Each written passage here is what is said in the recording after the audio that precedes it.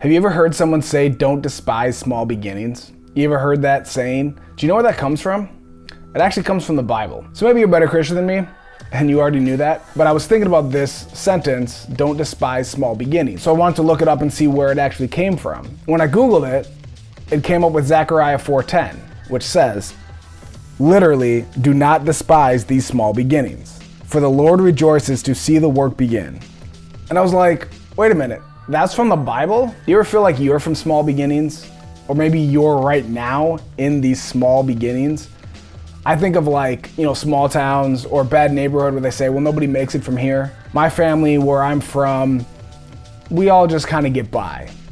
And when I think of small beginnings, I think of that. Or maybe in your life, maybe it's your family, where you're from, or maybe it's like, I want to own my own business someday, but right now I'm just like selling t-shirts out of the trunk of my car. Or maybe even own your own business, but it's small right now and it only reaches a few people and you're like, I want to be a millionaire someday, and I don't see that happening.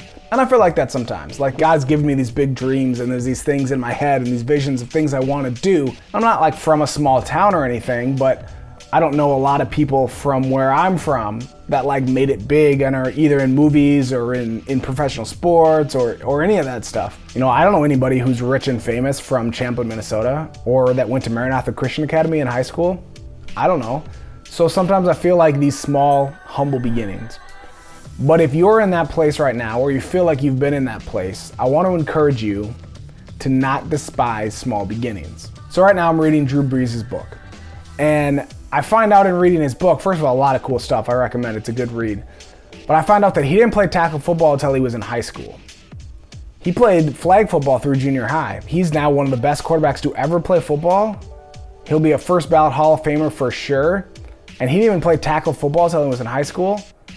Like, he came from flag football. Small beginnings, right? Chad Greenway played linebacker for the Vikings for over a decade. One of the best linebackers we've had. Definitely one of the fan favorites. He's from a small town in South Dakota, played 9-man football in high school. A tiny little town where I'm sure he probably grew up saying, everybody around him grew up saying, nobody makes it from here. Nobody makes it out of here. Nobody's a big deal from here. If you know me, my favorite sports story is Kurt Warner, and talk about small beginnings. Talk about a guy coming from a small town in Iowa, didn't even get recruited by the University of Iowa or any of the bigger schools, went to the University of Northern Iowa, a smaller college, didn't get drafted, played in the Arena Football League for a couple years, played in the NFL Euro for a year, finally got his shot in 1999 with the St. Louis Rams, and all he did was MVP of the league and win the Super Bowl. Kurt Warner went on to go to another Super Bowl with the Cardinals. Now he's in the Hall of Fame. This guy came from Iowa, AFL, NFL Euro, which doesn't exist anymore, by the way.